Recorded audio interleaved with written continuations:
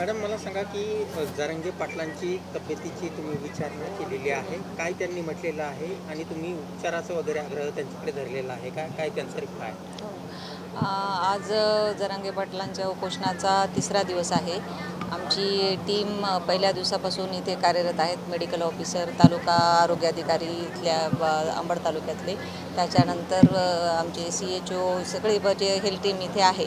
आणि त्यानंतर आज सकाळी त्यांचं जे चेकअप करण्यात आलेलं आहे त्याच्यामध्ये त्यांची BP जो होता तो 110/60 एवढा होता, थोडासा लोअर साईडलाच आहे.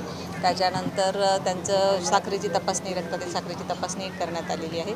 त्याच्यामध्ये ती 70 एवढ्या प्रमाण त्याच्या याच्यामध्ये आहे, म्हणजे ते पण थोडंसं कमी याच्यावरच आहे. तर आणि तिसरा दिवस उपोषणाचा असल्यामुळे तर थोडंसं अशक्तपणा पण त्यांना जाणवत आहे. आणि टीमनी आग्रह केला आणि मी स्वतः त्यांना आग्रह आता केला तर त्यांचं की आपण एक सलाईन लावून घ्यावे, IV फ्लुइड्स देण्यात यावे, आपल्याला ते गरजेचं आहे अत्यंत. परंतु त्यांनी याच्या संदर्भात नकार दिलेला आहे.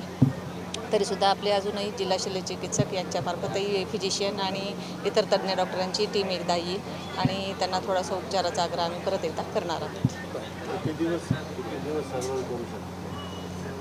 कसं आहे, उपोषणाच्या आजचा त्यांचा तिसरा दिवस आहे. याच्यामध्ये आपल्या प्रत्येकाच्या याच्यावर बॉडीच्या याच्यावर असतात, क्षमतेवर गोष्टी असतात. आणि हे आता यांचं सलग या वर्षभरात बरेचसे उपोषणं झाल्यामुळे थोडंसं त्यांना त्रास वाढत आहे प्रत्येक उपोषणामध्ये. तर त्यांना आमची विनंतीच असणार आहे की त्यांनी उपचार जो आहे, प्राथमिक उपोषण चालू जरी ठेवलं तरी प्राथमिक उपचार जो आहे आवश्यक आहे तो घेणं अत्यंत गरजेचं आहे. रिपोर्ट हो, नक्कीच काळजी करण्यासारखं आहे. कसं असतं, सुरुवातीला एक हळूहळू कमी होत एकदम सडन व्यक्तीला हायपोग्लायसिमिया पण होऊ शकतो, रक्तातील साखरेचं प्रमाण कमी झाल्यामुळे. आणि त्याच्यामुळे इतर कॉम्प्लिकेशन बाकीचे पण होऊ शकतात. त्यामुळे निश्चितच काळजी घेणं किंवा काळजीचं आहेच त्याच्यामध्ये.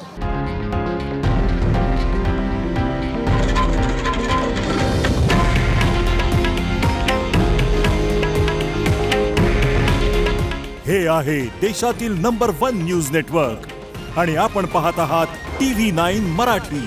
काळजी तुमची, हित महाराष्ट्राचं.